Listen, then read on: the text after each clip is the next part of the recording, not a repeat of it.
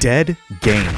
It's a phrase that sends fear into the hearts of all gamers. The idea that one day your favorite game will become extinct. Its player base moved on to something new, leaving what was once the epicenter of gaming culture as an empty, hollow wasteland. This is unfortunately the fate of every video game, or at least every online video game. We've seen it happen with games that fell from grace, fell from their spot at the top to the lowest of lows. Call of Duty isn't nearly as relevant as it once was back in the early 2010s. However, some games are cursed from the very beginning and seem to launch with next to no players. The best and most recent example of this is Concord, which is regarded as one of, if not the greatest failed launches in gaming history. My point is that every video game has a shelf life, a time in the spotlight, only to then lose relevance. But what happens when a game that isn't even completely finished gains an immense following online, yet seemingly has no players? A game that defies the phrase dead game, yet follows it to a T as well. A paradox, in a sense. Well, there is a game that has managed to do this. A game whose fan base eats up every small update that the developers push, yet the actual game itself never seems to even crack 1,000 concurrent players. That game exists. And it exists on Roblox of all places. And it's called Phighting. I've made a video about Phighting before, over 6 months ago to be precise. In that time, I've referenced it multiple times, brought it up as auxiliary points to other videos, and have used background footage from it for a long time. But I've only ever really given it one dedicated video. However, that changes today, because Phighting just so happens to be the most interesting example of an alive dead game on the entire internet. But what does that mean exactly? Well, the simplest way I can put it is that while Phighting may only have hundreds of players, the game has tens of thousands of fans. Let me explain.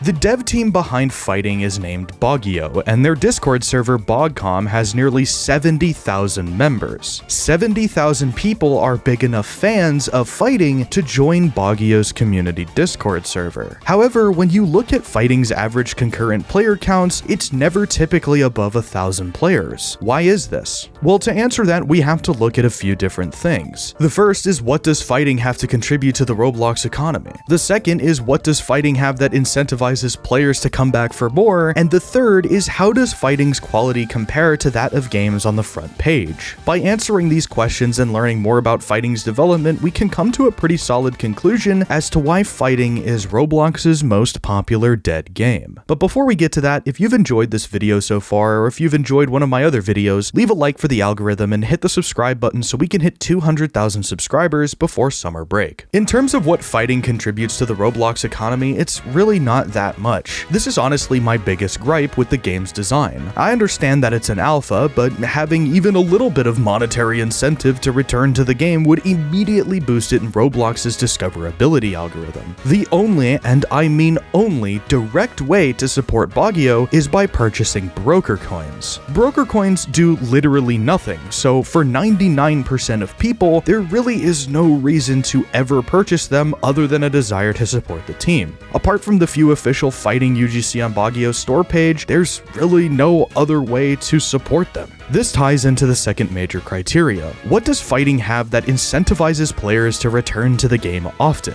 Right now, also not much, believe it or not. There's not really any progression other than bucks, which are used to buy skins. And I've made jokes before about how Phighting should implement a battle pass to give the game some real progression, but I genuinely think that a game like this could really benefit from some kind of monetization strategy like that. Despite that, however, Phighting manages to match and in some cases surpass the quality of most games on the front page of Roblox. The biggest games on the platform put their designs front and center, and I believe that Phighting is right up there with them. However, while most front page games end up lacking in the gameplay department and seem to be more of a vessel for gacha systems and expensive game passes, Phighting puts a lot of effort into making the little details of the game really stand out. There's no store for buying skins. Instead, you have to physically walk around the lobby and find each individual skin somewhere somewhere in the game world. This is a really cool concept, and it does a fantastic job of giving each skin its own unique personality. This level of care aimed towards small things in the game shocked me the first time I played Phighting. Before playing this game, I hadn't seen a Roblox game do everything a typical front page game does except implement monetization. I recognized that Phighting was a cut above, and even in its unfinished state, was pushing the boundaries of what Roblox games could be, and I wanted to know more. So without further ado, allow me to introduce the main protagonist of this video, the man, the myth,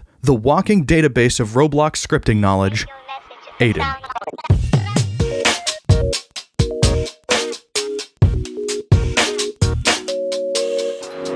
My name's Aiden. I'm the Phighting lead. I do most of the scripting, well, like all of it, but I get some help here and there. I used to do some of the modeling, I do some of the dialogue, but most of that has been given to other people now, thankfully. So you said you get a little bit of help with programming, but you mostly do it completely solo. Yeah, like it's really this year that I've been more open to getting help. Like I was very set on like doing everything on my own, but then I was like, it's okay if I get a little bit of help because I need some sources or some things for like quality of life and stuff. So like I've started to use that. When did you first start learning how to program, and what made you want to initially do all of the programming by yourself? I think it was like maybe 2013 or 2014. Yeah, I joined in 2013. So like I think 2014 was when I really started. And it was because I had a friend who also was scripting at the time and I wanted to learn how to do it. I was really into egg hunts. Like I really loved the egg hunts, so I really wanted to make my own. I watched like a lot of Alvin Blocks, who used to be like the main script tutorial guy. Like we started making Phighting in like 2018 or something. That like the first idea of Phighting came around.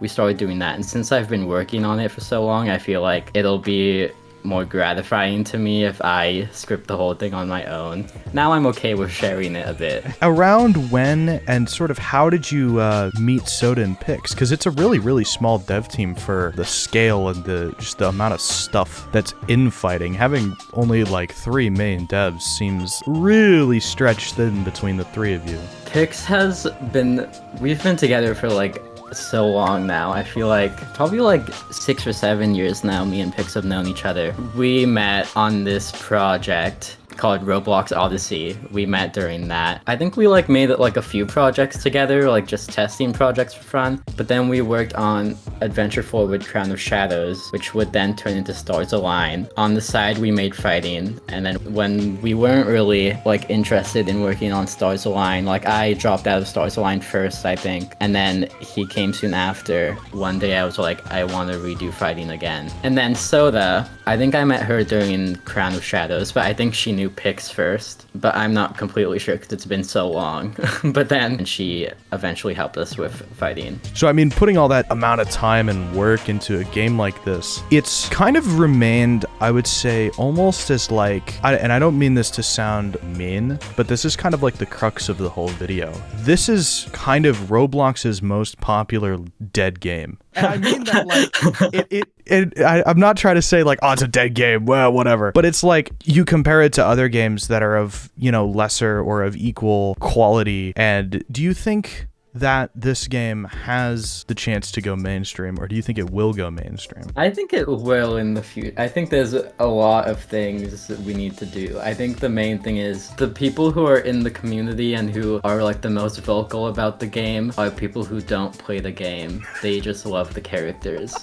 Like, I think we need to make it a lot more like player and beginner friendly. You really only enjoy the game if you know exactly what you're doing. And I think that's just because of like the nature of the game and how it's like just Overwatch and there's no matchmaking or anything. Like, there's such a variety of skill levels that like it's not guaranteed that you're gonna have a great time because you might just get steamrolled. I've made this like sort of a meme in my community that Phighting needs a battle pass. Do you have any sort of ideas on how you are going to make, progression sort of more gratifying. Yeah, we've talked about it a lot, and that's why like people have been calling it like the Phighting drought, because there's like no updates. It's because we're working towards making the game like an actual game rather than just pushing updates to keep people who are already playing. We're working towards like bringing in new people. Like we're working on beginner servers, we're working on tutorials, we're working on training stuff. Like we're working on all of that, and then we're thinking of like quests and stuff, so people have reasons to play the game. We're thinking of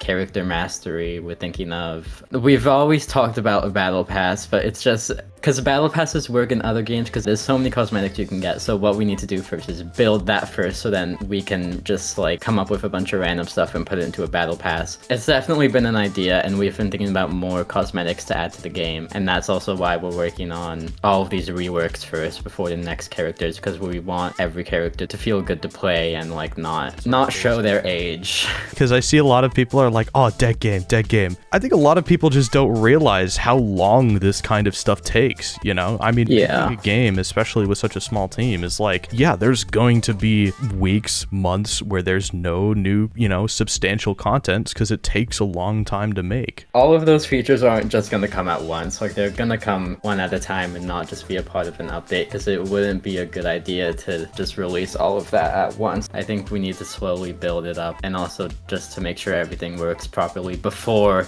this big boom of players comes. What's sort of like been the biggest learning experience just from like dropping an update or dropping a patch and, seeing the community's reaction to it?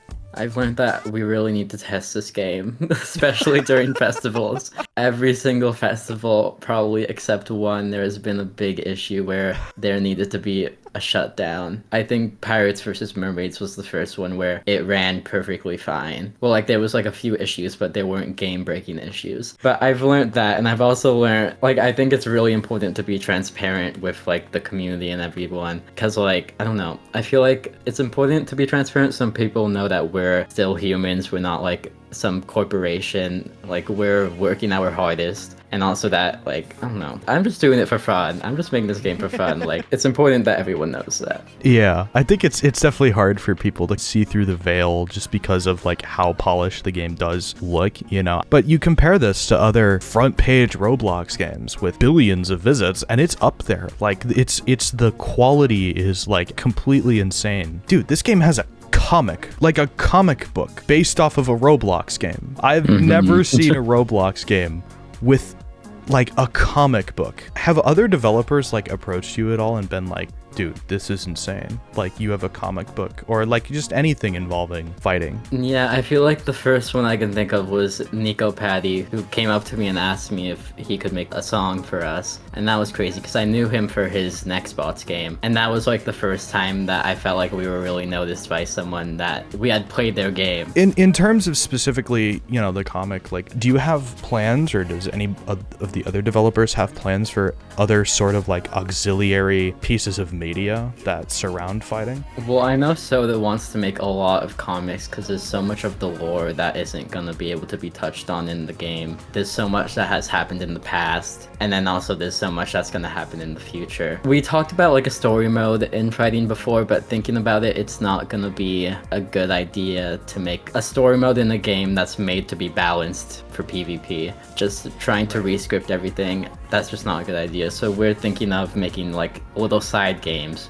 Like we thought of like an Ultra Kill game for young Zuka that'll tell the lore of like how he was in the past and how the world was in the past for all of these characters. I know there's a lot of lore with Subspace and Medkit we want to do that isn't going to be able to be touched on in the comic. I hate referencing League of Legends because I hate the game, even though I play it so much. But the way they've expanded by like the whole TV show, and then they have these little mini games on the side that you can play to get even more lore. And like there's so much lore. Like I don't know how people are so invested in the lore, because I think people are gonna love the characters even more when like they learn everything. Like there's so much angst in this story. People are gonna love it. So I guess now what we could probably do is hop into a game, and then you can kind of maybe do a live commentary on the kind of stuff that you implemented and maybe sort of the processes that you went through when designing certain parts of the game. Why did you initially choose to develop on Roblox? Well, like I just played Roblox a lot. Like I was just a big Roblox fan, and then when I learned the script on it, there's not a lot of other platforms that have the same language as Roblox. And especially because Roblox offers so much, even though like the platform and like the latency and all that is a bit rough sometimes, it's so much better than like Unity where you have to do all of that by yourself. What is your favorite map in the game? I can't say. It's not out yet. Okay, favorite map that's out. I do like Iron Cafe a lot, but I think everyone loves Iron Cafe now. Yeah, that's every single time it's in queue, everyone's like, pick it! Iron Cafe, now do it! I love Bread Factory because it's such a simple map, but just the whole gimmick and everything works really well. And then I love Doom Spyro because of the way Avo reworked it. It was okay before the rework, and then now it's even better. Really, I love any of Avo's maps. I love Bandland, the way the way it looks. The way it plays is a bit odd sometimes, but like I was gonna say, I love watching people jump off of Bandland. I love looking at it. Playing on it is okay. I love Teapot. Teapot feels good to play on and looks good, and the music is good. I will agree with that. Oh my god, the music in this game, man. That's another thing. It's just crazy. Yeah, I can't take credit for any of it because there's so many composers that do it. My main inspiration was like Splatoon. Like I love Splatoon music so much. Sometimes I would just listen to it even though it makes no sense. Like with this song right now in the game, like you have no idea what Dom and Valk are saying, but it still sounds good. Like that's what I love about Splatoon music is I don't understand it, but I still love it and it just sounds great. That's really kind of what made me make my original video on this game like 6-something months ago. Because I was like, oh wait, these two characters are singing this song. Oh wait, people are making fan lyrics for this song that these characters are singing in the game. Okay, I need to talk about this game. Yeah. Like there's just so many little like fun details like that are like no other game does that. And it's such a small thing, but it's like people don't seem to think about the small stuff. Like I love the world building that can be made with music, even though it's such a little part of it. Because like I'm a dancer outside of the game development stuff, so like it's very important to me that the music is good, so then I can listen to it too. That's so cool. What's like a big piece of advice, maybe a lesson you learned, or just something that you've kind of like, developed this sort of sixth sense for that you could give to new developers? I had like a period of time where I wasn't really like making the game for myself anymore. Like I was really trying to appeal to the community, and that's what made me not want to make the game. Like it didn't feel like my game. It felt like their game. That's important that like you stay true to what you want to do to the game. Like pay attention to the community, of course, but do what you want to do, and that's what keeps development fun for me. Is I'm making the game like for fun. Like I do care what the community thinks a lot, but I also want to have fun making it. And I've seen things on like Twitter a lot where people are like making things to like appeal to people. And I feel like that just like takes away from like your passion and what you want to do. All right. Any sort of final words, closing thoughts, things to get excited about? Well, there's so much to be excited about. People just need to be patient. Like there's so much music. Like all of my favorite songs are coming up. So many characters. There's so many ideas we have for the game. I just hope people stay with us, even though there's a drought, I guess. But I have a good feeling that this is gonna be a great summer coming up. All right. Well, thank you for coming out, man. So there you have it. A peek behind the curtain of Phighting's development. I see this game has an immense amount of potential, and so does Aiden. But I have a humble request for those of you watching this video who are already fans of Phighting. Have patience. Turns out game development is pretty hard and extremely time-consuming, and with Baguio being such a small team of people who really just want to make a good game, we as fans of this project should be glad that they're even putting this much effort into their game at all. Bottom line is that the people who make indie games of any kind, this includes Roblox games, are real people, not faceless corporations siphoning any and all funds from your bank account with horrible gambling mechanics. Phighting isn't dead. In fact, this is only the beginning of what Baguio wants to do with the IP. And though the team is small, man, can they make a damn good video game. So thanks for watching, and I'll see you all next time. Peace.